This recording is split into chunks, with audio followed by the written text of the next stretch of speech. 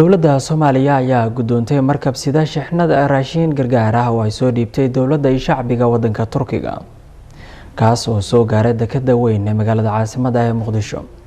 warbixintani Cali Cabdiraxmaan Aadam ayaa faafahinaya.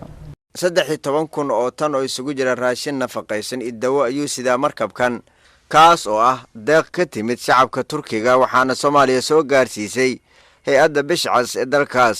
danjiraha Turkiga ee Soomaaliya Olgan Beger oo markabkan deeqda saaran tahay ku wareejiyay dowladda Soomaaliya ayaa sheegay in Turkiga uusan gargaar kaliya ku ekaanaynin mashaariic horumarineed oo dhawaan dalka ka bilaabi doono. Somali Federal Hükümeti'nin dağıtım planıyla gıda malzemesi ihtiyaç sahiplerine hızlı bir şekilde ulaştırılacaktır. Gargaarkan waxaa la gaarsiinayaa dadka u baahan ee abaaruhu ay saameeyeen iyadoo la raacayo qaabka ay dawladdu u diyaarisay ama qorshaha iyadoo la raacayo qorshaha qaybinta ee dawladda yaa waxaa la gaarsiinayaa dadka u baahan.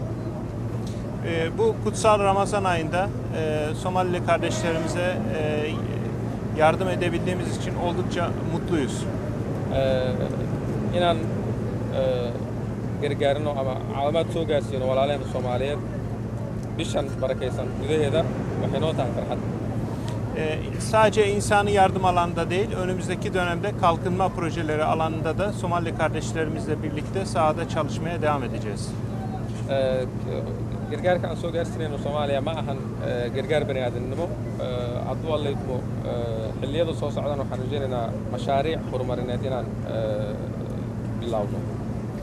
Bu konuda da Somali Federal Hükümeti ile yakın bir çalışma ilişkisi içinde olacağız.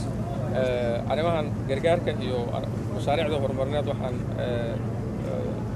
la shaqayn doonaa ama wada shaqayn dhow la yeelan doonaa dowladda federaalka. wasiir ku-xigeenka wasaaradda gargaarka iyo maaraynta masiibooyinka ee xukuumadda federaalka Soomaaliya mudane Cilmi Cumar Caynsane ayaa dowladda iyo shacabka Turkiga ugu mahad celiyay sida ay isu garab istaageen dadka Soomaaliyeed xilliga ay u baahan yihiin caawimaadda asagoo xusay in deeqdan la gaarsiin doono dhammaan gobollada dalka.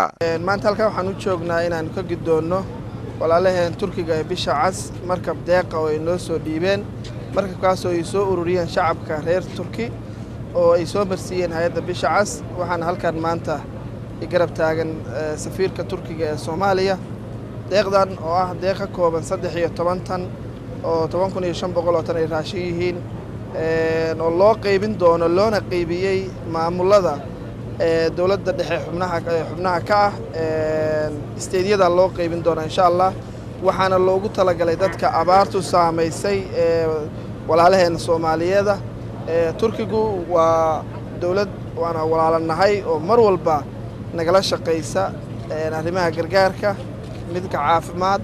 waxaan mar labaad iyo mar saddexaad uga mahad celinaynaa shacabka Turkiga siday isugu xilqaameen inay soo gaarsiiyaan waan uga mahad celinaynaa.